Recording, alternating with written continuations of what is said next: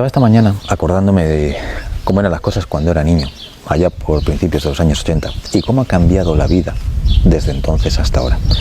Recuerdo que cuando yo era niño, una persona normal, un padre de familia normal, podía mantener un hogar. Quizás con algunas dificultades, no digo que no, pero hablo de un padre de familia normal que tenía un trabajo absolutamente normal, en una cadena de montaje o incluso comercial, en unos grandes almacenes, y podía pagar una casa, que a menudo tenía 3 o 4 hijos. Podía pagar un coche, podía pagar los uniformes del colegio de los niños. Insisto, con alguna dificultad, no digo que no, pero podía. Hoy en día eso es totalmente impensable. Hoy en día, una persona con un sueldo base en España a duras penas puede siquiera pagar su alquiler. Echando un vistacillo a los sueldos y al coste de la vida que había en aquel entonces y al que hay ahora, para ver dónde está esa diferencia, por qué han cambiado tanto las cosas, he visto que, aunque los ingresos en aquel entonces eran 10 veces menos, el coste de vida también era 10 veces menos. Es decir, la moneda se ha devaluado, pero el coste de vida en términos generales se podría decir que es el mismo. Entonces, ¿cuál es la razón de este disparate? ¿Cuál es la razón por la cual ahora nos cuesta el doble vivir que antes? Si uno empieza a indagar y empieza a revisar las diferentes cargas impositivas que se han venido aplicando, en el caso concreto de España, pero supongo que en otros países será igual, desde hace 40 años a esta parte, enseguida llama la atención que los impuestos no han hecho más que subir y subir y subir y subir. El primer impuesto que empezó a aplicarse fue en el año 86 el IVA, que en aquel momento era del 12%. A hoy en día es el 21%. Luego se aumentaron los impuestos de sucesiones, los impuestos de patrimonio, el impuesto de aquí, el impuesto de allá. Luego empezamos a pagar por cosas por las que nunca habíamos pagado. Un ejemplo, las autopistas o aparcar el coche en la calle.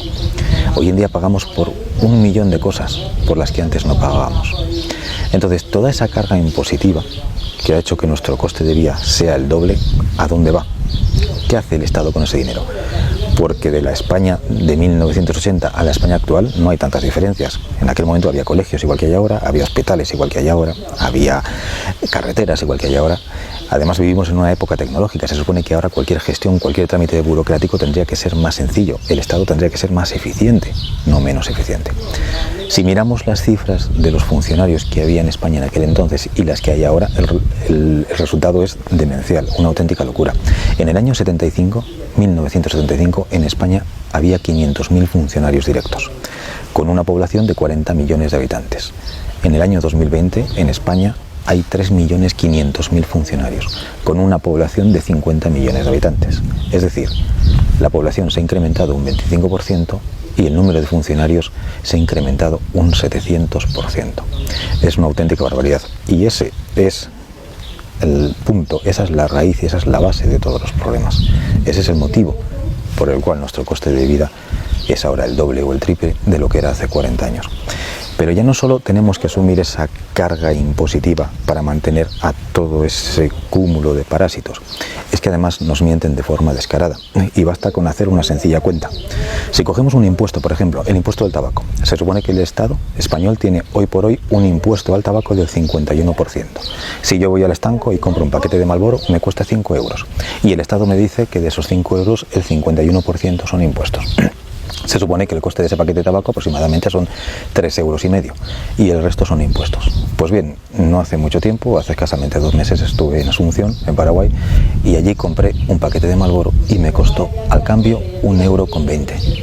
Y ya tenía los impuestos paraguayos. Allí también hay IVA y también hay otros impuestos. Es decir, ese paquete que el Estado me está diciendo que cuesta 3,5 euros, realmente cuesta menos de 1 euro. Y esos impuestos que el Estado me está diciendo que son un 51%, realmente son un 500%. Y esto es aplicable a la gasolina, a la luz y a todo ese millón de cosas por las que nos hacen pagar y no deberíamos pagar. Por eso, tu vida cada día es peor.